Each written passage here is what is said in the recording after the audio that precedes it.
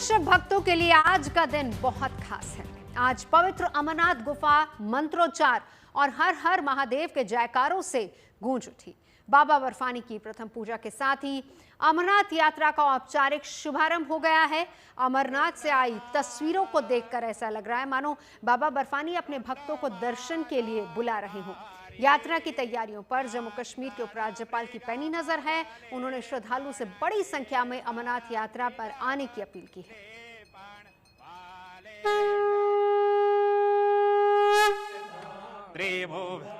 जन मोहे हरिओ हरे हरे हरे महादेव।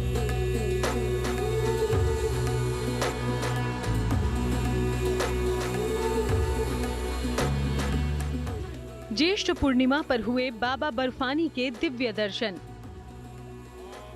पवित्र अमरनाथ यात्रा शुरू होने से पहले प्रथम पूजा और दर्शन अनुष्ठान का आयोजन। पवित्र गुफा में विधि विधान के साथ संपन्न हुआ प्रथम पूजा और दर्शन अनुष्ठान। प्रथम पूजा के साथ अमरनाथ यात्रा की हुई औपचारिक शुरुआत। सुरक्षित और सफल तीर्थ यात्रा के लिए लिया गया भगवान भोलेनाथ का आशीर्वाद। ज्येष्ठ पूर्णिमा के शुभ अवसर पर जम्मू कश्मीर के उपराज्यपाल मनोज सिन्हा ने बाबा बर्फानी की पवित्र गुफा में प्रथम पूजा कर इस साल के लिए अमरनाथ यात्रा की विधिवत शुरुआत की। पवित्र अमरनाथ गुफा से आई इन तस्वीरों ने बाबा बर्फानी के करोड़ों भक्तों को खुशियों से भर दिया। उपराज्यपाल मनोज सिन्हा ने बाबा अमरनाथ के प्रथम दर्शन किए और सभी श्रद्धालुओं के लिए सुख, शांति और समृद्धि की कामना की। एलजी मनोज सिन्हा ने भक्तों से बड़ी संख्या में अमरनाथ यात्रा में शामिल होने की अपील की। एलजी ने कहा कि ज्यादा से ज्यादा श्रद्धालु पवित्र अमरनाथ की यात्रा में भाग लें और भगवान शिव से जम्मू कश्मीर और पूरे देश की तरक्की की प्रार्थना करें। सभी बाबा के भक्तों से निवेदन करूंगा कि बड़ी से बड़ी संख्या में आवे। 3 जुलाई से यात्रा प्रारंभ होने वाली है और रक्षाबंधन 9 अगस्त तक चलेगी। श्राइन बोर्ड और जम्मू कश्मीर प्रशासन ने मिलकर के यात्री सुविधाओं में भी बड़ा विस्तार किया है। तीर्थयात्रियों की सुरक्षा और उनके लिए सुविधाओं का जिक्र करते हुए एलजी ने कहा कि श्राइन बोर्ड और प्रशासन ने सुविधाओं को बेहतर बनाया है और सुरक्षा के लिए सेना, जम्मू कश्मीर पुलिस और सीआरपीएफ ने तगड़े इंतजाम किए हैं। सुरक्षा की दृष्टि से भी हमारे जम्मू कश्मीर पुलिस, सेना, सीआरपीएफ, बाकी हमारे सीएपीएफ के सभी अधिकारियों ने बड़ी चाक चौबंद व्यवस्था की है। इसलिए मुझे लगता है कि किसी को कुछ भी सोचने की जरूरत नहीं है। पूरी तरह से हमें बाबा का आशीर्वाद लें की प्रगति और देश की प्रगति के लिए प्रार्थना।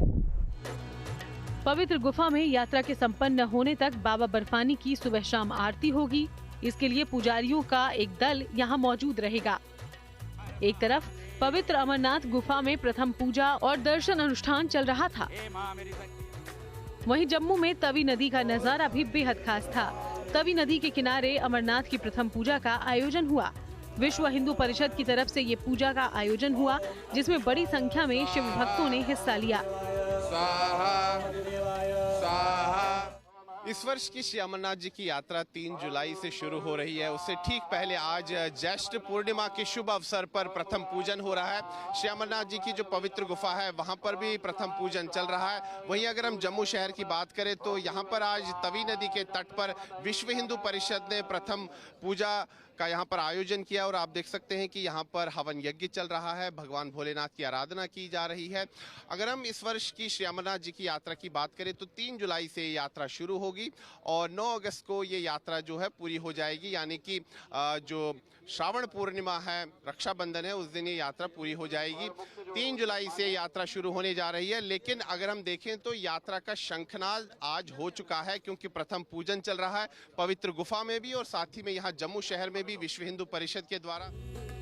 श्री अमरनाथ श्राइन बोर्ड के अध्यक्ष और उपराज्यपाल मनोज सिन्हा के मुताबिक ज्येष्ठ पूर्णिमा पर प्रथम पूजा के बाद यात्रा से संबंधित प्रक्रिया तेजी से शुरू हो जाएगी। इस साल अमरनाथ यात्रा की शुरुआत 3 जुलाई से होगी 38 दिन की यात्रा रक्षाबंधन के दिन 9 अगस्त को संपन्न होगी। जम्मू से 2 जुलाई को पहला जत्था कश्मीर के लिए रवाना होगा। पिछले साल करीब 5 लाख लोगों ने बाबा बर्फानी के दर्शन किए थे। इस साल भी अमरनाथ यात्रा में लाखों भक्तों के शामिल होने की उम्मीद है। अमरनाथ यात्रा की तैयारियों पर उपराज्यपाल मनोज सिन्हा की पैनी नजर है। उपराज्यपाल ने गांदरबल के बालटाल में श्री अमरनाथ श्राइन बोर्ड के आपदा प्रबंधन और यात्री निवास परिसर का निरीक्षण किया।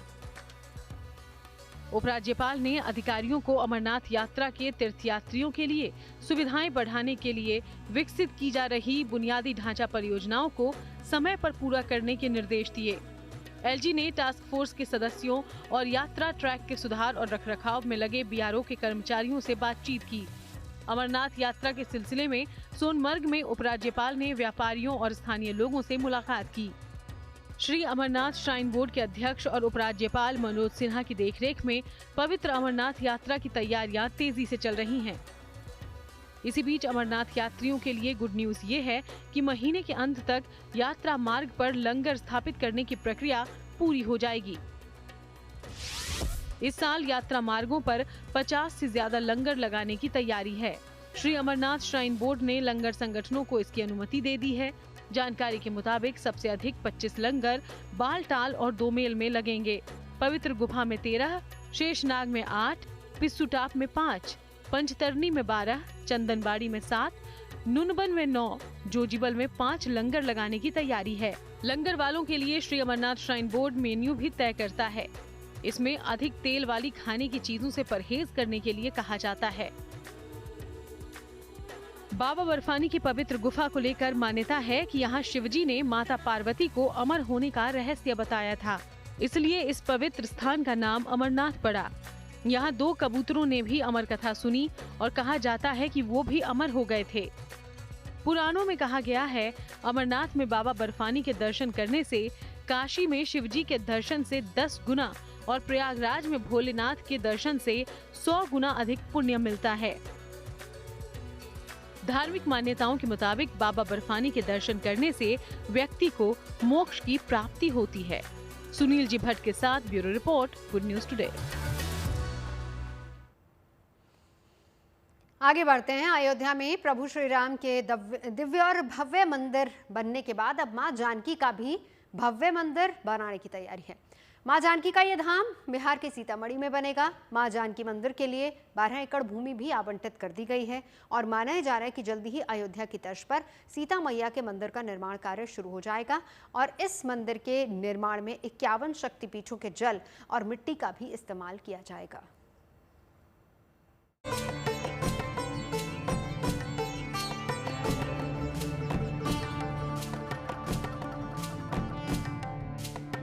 अयोध्या में जिस दिव्यता और भव्यता के साथ प्रभु श्री राम पधारे, उसी भव्यता और दिव्यता के साथ मां जानकी पधारेंगी। इस खबर ने सीता राम के भक्तों को खुशी से भर दिया है। मैथिल में रहने वाले हम लोग हैं, मां जानकी के जन्म धरती के हम लोग रहने वाले हैं। इससे बड़ी खुशी क्या होगी हम लोगों के लिए कि माता का मंदिर यहाँ निर्माण हो रहा है। इससे ज़्यादा खुशी हम लोग के लिए क्या होगी। पूरे गांव का सपोर्ट है, पूरे एरिया का सपोर्ट है। हम ग्रामीण तो चाहते हैं कल बने सो आज ही बन जाए। सीतामढ़ी में जानकी धाम के लिए बिहार सरकार की ओर से रामायण रिसर्च काउंसिल को भूमि आवंटित कर दी गई है। ये वही भूमि है जिस पर आने वाले समय में मां जानकी का भव्य धाम जल्द ही आकार लेने वाला है। इस भूमि के अंदर हम उसको कैसे दर्शनीय बना सके और सबसे ज़्यादा तो मंदिर को कितना हम लोग भव्य बना सकते हैं, क्योंकि राम मंदिर का आज भव्यता आप लोग देख ही रहे, तो माँ जानकी का भी उसी तरह से उसी तर्ज पे उतना ही भव्य मंदिर और उतना अच्छा आर्किटेक्चर हो, वो हमारा प्रयास रहेगा। अपने श्री देवेश ठाकुर जी को इससे जोड़ा और आज मैंने इनको ये भी कहा है कि जहाँ जहाँ जानकी माता का क्रीड़ा स्थल से लेकर के और जहाँ जहाँ वो गई और वहाँ विवाह हुआ, उन सभी स्थलों को जहाँ भगवान श्री राम से उनकी पहली मुलाकात पुष्प वाटिका में होती है, वहाँ गौरी पूजन के लिए जनकपुर से वो आती थी, वो स्थान मधुबनी का है। तो ये पूरा स्थल जो फुलवाड़ी, ये पूरा स्थल में गया हूँ, भ्रमण किया हूँ, तो ये पूरा स्थल जानकी तीर्थ क्षेत्र के रूप में उसको विकसित करने का है। बिहार सरकार ने पुनौरा धाम मंदिर के पुनर्विकास के लिए 50 एकड़ जमीन अधिग्रहित की मंजूरी दी है। इससे पहले 16 एकड़ से ज्यादा भूमि अधिग्रहण की मंजूरी दी गई थी। ये मंदिर सीतामढ़ी के पुनौरी गांव में स्थित है। ऐसा माना जाता है कि मां सीता का जन्म यहीं पर हुआ था। रामायण रिसर्च काउंसिल की देखरेख में मां सीता प्राकाट्य क्षेत्र में भव्य जानकी मंदिर के निर्माण की तैयारी चल रही है। 12 एकड़ में मां जानकी का दिव्य भव्य मंदिर बनाया जाएगा। मंदिर में भगवान राम के परम भक्त वीर बजरंगी हनुमान जी की 108 फीट ऊंची प्रतिमा भी स्थापित की जाएगी।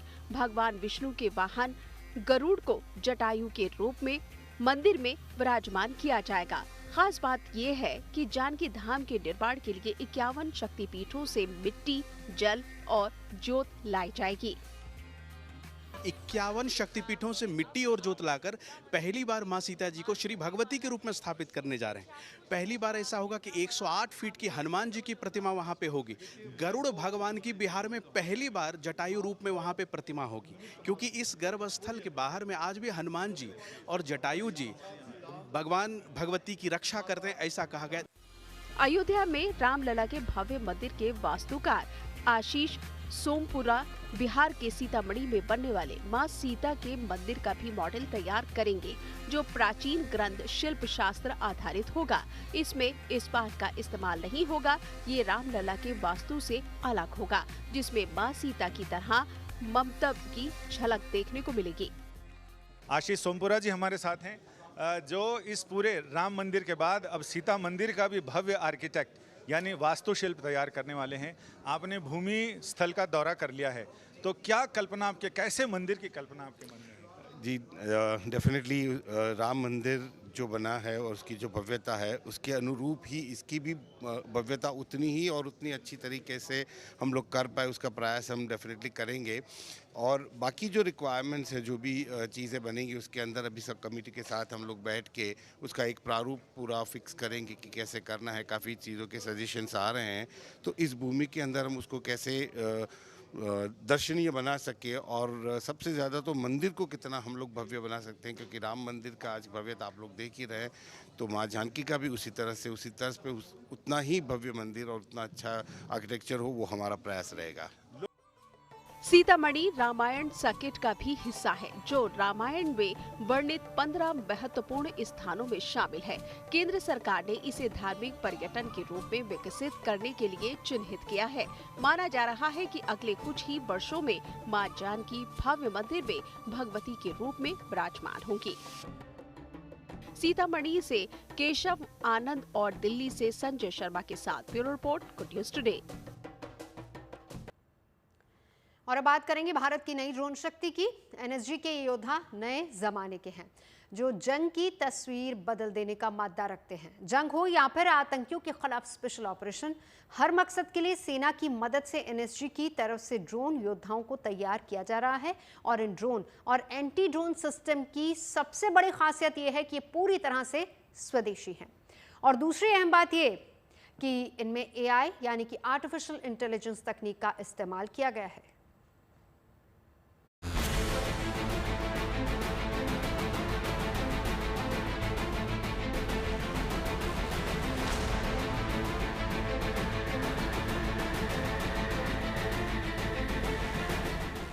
ड्रोन अब सिर्फ तकनीक नहीं है, बल्कि वो किसी भी युद्ध की दिशा बदलने की मादा रखते हैं। आधुनिक युद्ध में ये नए योद्धा साबित हो रहे हैं, जिनकी मौजूदगी सुरक्षा की पूरी गारंटी साबित हो रही है। जिस देश की लाइन ऑफ डिफेंस यानी रक्षा पंक्ति में आधुनिक तकनीक के ड्रोन शामिल हैं, उस देश की सेना का पराक्रम कई गुना बढ़ जाता है। हाल के दिनों में भारत, पाकिस्तान, इजराइल, गाजा और रूस, यूक्रेन के बीच सैन्य तनातनी में जमकर इस्तेमाल हुए ड्रोन ने अपनी ताकत साबित कर दी है। भारत भी ड्रोन से जुड़ी नई तकनीक को विकसित कर रहा है, जिसकी झलक दिल्ली के मानेक शॉ सेंटर में देखने को मिली, जहां काले रंग की पोशाक में एनएसजी कमांडोज की तरफ से एक प्रदर्शनी लगी है, जहां एक से बढ़कर एक ड्रोन और एंटी ड्रोन सिस्टम दिख रहे हैं, जिसमें सबसे ज्यादा चर्चा में है स्ट्राइक ड्रोन, जो पूरी तरह स्वदेशी है। AI यानी आर्टिफिशियल इंटेलिजेंस आधारित ये ड्रोन IED यानी इम्प्रोवाइज्ड एक्सप्लोसिव डिवाइस की पहचान बड़े आराम से कर लेता है। जो ड्रोन है ये स्ट्राइक ड्रोन है। स्ट्राइक ड्रोन के नाम से जाना जाता है। हालांकि इसका इस्तेमाल अलग अलग स्थानों पर आईईडी डिटेक्ट करने के लिए किया जाता है। इस ड्रोन में एआई तकनीक से तमाम इंस्ट्रूमेंट लगे हुए हैं, जिसका इस्तेमाल यहाँ पर कहीं भी अगर आईईडी होता है या फिर किसी भी स्थान पर रेकी करना है या जानकारी हासिल करना है, इस ड्रोन के जरिए इसको बड़े स्तर पर किया जाता है। मैं आपको इस पर्टिकुलर इक्विपमेंट के बारे में बताता हूँ। इसको हमने स्ट्राइक नाम दिया हुआ है क्योंकि कस्टमाइज्ड है, ये रेडिली अवेलेबल नहीं है मार्केट में। सो इसमें 3 फीचर्स हमने डाला हुआ है। एक तो आपने पहले सही बताया, आर्टिफिशियल इंटेलिजेंस इनेबल्ड है, सो एआई इनेबल्ड है। सो जब हम डिफरेंट पैटर्न्स या आईडी सर्च करते हैं तो नंबर ऑफ आईडीज़ होता है, वो उनका टेलटेल साइंस होता है, उनका हमने एक लाइब्रेरी क्रिएट किया है और वो सिस्टम हमने सिस्टम में डाला है ताकि जब ये ड्रोन फ्लाई करेगा आपके आगे तो वो इंस्टेंट इन्फो आपको पीछे जो ग्राउंड कंट्रोल स्टेशन है वहाँ पास करेगा। वहाँ आपको इंस्टेंट इन्फो मिल जाएगा कि किस टाइप का सस्पिशियस ऑब्जेक्ट अहेड है। अब जैसे ही ये आइडेंटिफाई हो जाता है कि सस्पिशियस ऑब्जेक्ट है, कौन सा ऐड है, तो दूसरा जो मैकेनिज्म है यहाँ पे आप देख सकते हैं, यहाँ पे ड्रॉपेबल मैकेनिज्म हमने डाला हुआ है। सो जो हमारे कस्टमाइज चार्जेस हैं, शेप चार्जेस हैं, हम उसको रिमोटली ड्रॉप करके वो पर्टिकुलर आईडी को डिस्ट्रॉय कर सकते हैं। तीसरा फीचर इसमें वो है जो रिमोट डेटोनेशन है। 4 से 5 किलोमीटर का रेंज हमने अभी इसमें किया हुआ है, तो आप कहीं भी explosion remotely via drone system कर सकते हैं। स्ट्राइक ड्रोन का सबसे बड़ा फायदा यह है कि नक्सल प्रभावित के अलावा अर्बन सेटअप में भी इसका इस्तेमाल किया जा सकता है, जहां घनी आबादी के अलावा इमारतों को भी नुकसान पहुंचने का खतरा होता है। इसके अलावा घने जंगलों में बेहद सटीकता से स्ट्राइक ड्रोन काम आ रहे हैं, जहां सुरक्षा बल आसानी से नहीं पहुंच पाते। रेडियो लिंक के जरिए वहां भी स्ट्राइक ड्रोन को कमांड दिया जा सकता है। मेड इन इंडिया के तहत भारतीय सेना के इंजीनियर्स की तरफ से आग्नेयास्त्र नाम का एक खतरनाक ड्रोन तैयार किया गया है, जो एक portable multi target detonation device है, जो आतंकवाद विरोधी ऑपरेशन के दौरान रूम इंटरवेंशन, रिमोट बंकर या हाइडआउट को तबाह करने की जबरदस्त क्षमता है। आप लोग किस तरीके से ड्रोन के नए ड्रोन या स्वार्म ड्रोन्स उसकी किसकी तैयारी कर रहे हैं? जय हिंद, मैं मेजर राज प्रसाद हूँ 7 इंजीनियर रेजिमेंट से। ये 3 इक्विपमेंट आप जो देख रहे हैं ये मैंने विकसित किया है, जिसमें एक इनोवेशन पहला अग्नि अस्त्र है। ये आज भारतीय सेना में शामिल भी हुआ है। इसमें हम 10 किलोमीटर दूर से मल्टीपल टारगेट्स को एक साथ और अलग अलग से हम विस्फोट कर सकते हैं और ये ड्रोन के मदद से भी कोई भी टारगेट के ऊपर हम लगा सकते हैं। मैं आपको एक छोटा सा वीडियो की मदद से आपको दिखा सकता हूँ। आप वीडियो को देख सकते हो। अभी इसको रूम इंटरवेंशन करते समय भी हम फिजिकली अभी जाके एक्सप्लोसिव लगा के तार खींच के फायर करते हैं, बट यूजिंग अग्नि अस्त्र हम रिमोटली इसको विस्फोट कर सकते हैं। उसके अलावा हम ड्रोन के मदद से इसमें ये देख सकते हैं कि किस तरीके से ये काम करता है। पूरी टेक्निक है। सुरक्षा के लिहाज से बहुत सारी जानकारियां तो हम यहाँ पर रिवील नहीं करेंगे, लेकिन ये देख करके लगता है कि अगर दुश्मन अटैक करता है तो उसको किस तरीके से जवाब देना। एनएसजी की तरफ से हथियारों की इस प्रदर्शनी में एक्सप्लोडर नाम का भी एक उपकरण मौजूद है, जो दूर से ही आईडी विस्फोटक को नष्ट करने वाला वाहन है।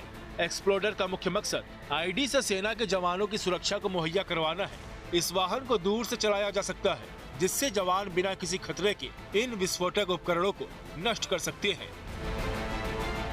तीसरा इनोवेशन है एक्सप्लोडर। जब भी हम रूम इंटरवेंशन करते हैं फौज में, हम फिजिकली जाके हम करते हैं और उस प्रोसेस में काफ़ी सारे कैजुअलिटी होने के चांसेस है। अभी इस सिस्टम के मदद से हम कोई भी टारगेट के अंदर जाएंगे, रेकी करेंगे, सर्वेलेंस करेंगे और इन केस मिलिटेंट कोई अंदर है, इसको एक कामाकासे आरओवी मतलब खुद ब्लास्ट करने वाला आरओवी की तरह इस्तेमाल कर सकते हैं। उसके अलावा हम एक पेलोड भी ड्रॉप कर सकते हैं। ये एक छोटा आरओवी है बट ऑल टेरेन कैपेबिलिटी है। ये सीढ़ी भी चढ़ सकता है। भारत के सबसे उत्कृष्ट सुरक्षा बलों में से एक एनएसजी के इंटरनेशनल सेमिनार में एंटी ड्रोन तकनीक भी दिख रही है, जिसका नाम वज्र शॉट है, जो आसमान में बाज की तरह नजर रखता है। किसी गन की तरह हाथ में पकड़े जाने वाले वज्र शॉट एक हल्का एंटी ड्रोन हथियार है, जो 2 किलोमीटर दूर तक ड्रोन का पता लगाने और उनके संचार संकेतों को बाधित करने में सक्षम है। ये एंटी ड्रोन सिस्टम है, ये आरएफ और जीएनएस दोनों तरह की जामिंग करता है। कोई भी अज्ञात ड्रोन जो हवा में दिखाई देता है उसको ये 2 किलोमीटर रेंज तक जो है इसको वो न्यूट्रलाइज कर सकता है। और इसमें हम इसकी जो बैटरी है वो 2 आवर्स तक हम इसमें कंटिन्यू जामिंग कर सकते हैं। और इसमें जो है वो आपका GPS और RF दोनों तरह के जाम फ्रीक्वेंसीज को जाम कर सकते हैं। अभी तक जो है इसका हम जो भी VVIP प्रोटेक्शन है उसमें हम डिप्लॉयमेंट करते हैं और अभी तक हमने 27 अज्ञात ड्रोन्स को इससे न्यूट्रलाइज किया गया है। सीमाओं की सुरक्षा के लिए तकनीक का इस्तेमाल जरूरी है। किसी भी तरह की घुसपैठ पर लगाम लगाने के लिए इलेक्ट्रॉनिक सर्विलांस प्रणाली को तैयार करने पर जोर दिया जा रहा है। पाकिस्तान सीमा पर घुसपैठ का जिस तरीके का खतरा है उससे निपटने के लिए ऐसे ही AI तकनीक से बने हुए सर्विलांस सिस्टम भी अलग अलग स्थानों पर लगाए जा रहे हैं। मैं यहाँ पर मौजूद हूँ और ये सर्विलांस सिस्टम भारत में ही बनाया गया है। दरअसल अलग अलग स्थानों पर बॉर्डर में इसको तैनात किया जा रहा है और इसमें सबसे खास बात यह है कि ये जो भी ऑब्जेक्ट है, चाहे कोई जानवर हो या फिर कोई व्यक्ति, उसको अलग अलग तरीके से ये डिटेक्ट कर सकता है क्योंकि इसमें आर्टिफिशियल इंटेलिजेंस का इस्तेमाल किया गया है।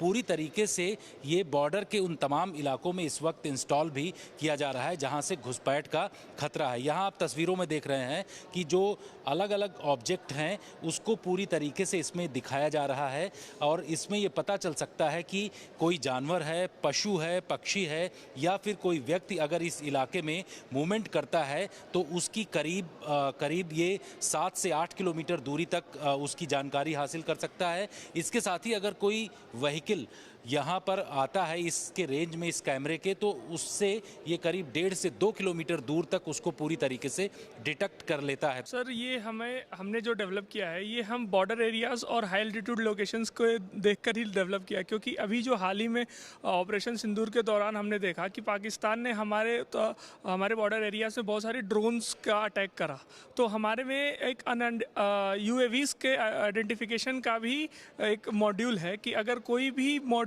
UAV जो हमारी इंटरनेशनल स्पेस में एंटर कर रही है, जो हम जिससे परिचय नहीं है, तो उसको भी हम आइडेंटिफाई कर सकते हैं और इसका सिग्नल हम भेज सकते हैं। साफ है कि यह भारत के इन नए योद्धा की मौजूदगी ही हमारी सुरक्षा की पूरी गारंटी है। इनकी बदौलत मिलने वाले सुरक्षा कवच को भेद पाना देश के दुश्मनों के लिए मुमकिन नहीं होगा। दिल्ली से जितेंद्र बहादुर सिंह के साथ bureau report, good news today. खबरें सच्ची होनी चाहिए, अच्छी खुद ब खुद लगती है। Navjot Sandhawa signing off. आप सुनते रहिए गुड न्यूज और देखते रहिए गुड न्यूज टुडे।